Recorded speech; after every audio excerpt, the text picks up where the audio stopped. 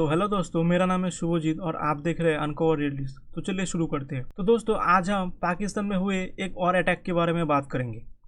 जैसे कि आप लोगों को पता ही है, कुछ दिन पहले जाफर एक्सप्रेस को हाईजैक कर लिया गया था और बीएलए के हिसाब से लगभग उन लोगों ने 200 पाकिस्तानी सोल्जर्स को मार दिया था। तो इसके बाद पाकिस्तान के लिए एक और भी बुरी खबर है। यह है कि यूएन डेजिग्नेटेड आतंकवादी हाफिज सईद का ट्रस्टेड आदमी अबू कतल मार दिया गया है। तो ये अबू कतल है कौन?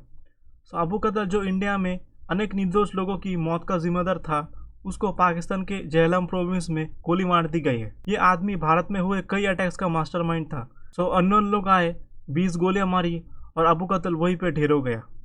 वैसे इसका असली नाम जियाउर रहमान था। इसे अबू सिंध या अबू कतल भी कहा जाता था। इसने रजौरी सेक्टर में कई अटैक्स करवाए थे। आपको शायद याद होगा, 9 महीने पहले जम्मू कश्मीर के रियासी डिस्ट्रिक्ट में हिंदू पिलग्रिम्स पर अटैक हुआ था, जो इसी अबू कतल ने प्लान किया था। हाँ, बहुत सारे इनोसेंट लोगों को मार दिया था इसने।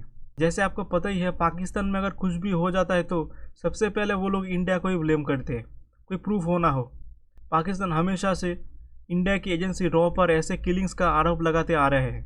द गार्डियन के एक आर्टिकल के मुताबिक इंडिया ने पाकिस्तान में कुछ टारगेटेड किलिंग्स को अप्रूव किया था, पर भारत हमेशा इन सब आरोपों से डिनाई करता है। रिसेंटली दोस्तों, राजनाथ सिंह ने एक रैली में कहा था कि अगर कोई आतंकवादी पाकिस्तान से आता है और वापस भाग जाता है तो हम पाकिस्तान जाकर भी उसे मार सकते हैं।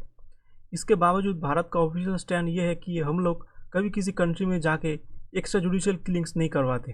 पर सबसे बड़ा सवाल यह है कि पाकिस्तान में इतने सारे वांटेड टेररिस्ट ऐसे खुले कैसे घूम रहे हैं।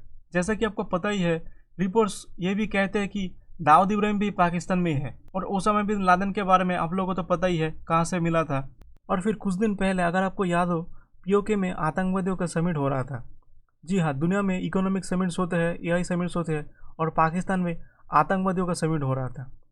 उसमें भी अगर आपको याद हो, हमास के लीडर को भी इन्वाइट किया गया था।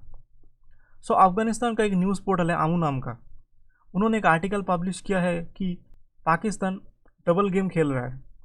जब इन पर कोई भी यूएस का थोड़ा सा भी प्रेशर आता है तो तब ये क्या करते हैं कि कोई भी ऐसे वैसे टेररिस्ट को पकड़ के यूएस के हवाले कर देते हैं और उसके गुड बुक्स में आ जाते हैं। दोस्तों, नेक्स्ट जो टॉपिक मैं आपको बताने जा रहा हूँ वो भी कल हुई है और इसको भी बीएलए क्लेम कर रही है। तो दोस्तों, कल एक अच्छा खासा बॉम्ब ब्लास्ट हुआ। तो इससे पहले हम स्टार्ट करें, मैं चाहता हूँ आप लोग ये वीडियो थोड़ी सी देख लें।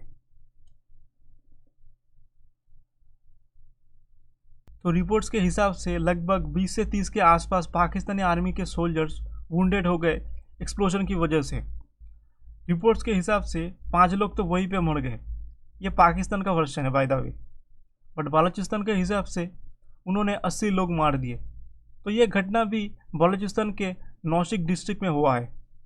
तो बलूचिस्तान में नौशिक नाम का एक डिस्ट्रिक्ट है, वहाँ से आर्मी की कॉन्वॉय जा रहा था तफ्तन, एक और शहर की तरफ जो ईरान बॉर्डर के पास है। रिपोर्ट्स के हिसाब से ये सुसाइड बॉम्बिंग ही था। तो पाकिस्तानी सोल्जर्स बस में जा रहे थे और अचानक से ब्लास्ट हुआ, और रिपोर्ट्स के हिसाब से ये इम्प्रोवाइज्ड एक्सप्लोसिव यूज़ किया गया था।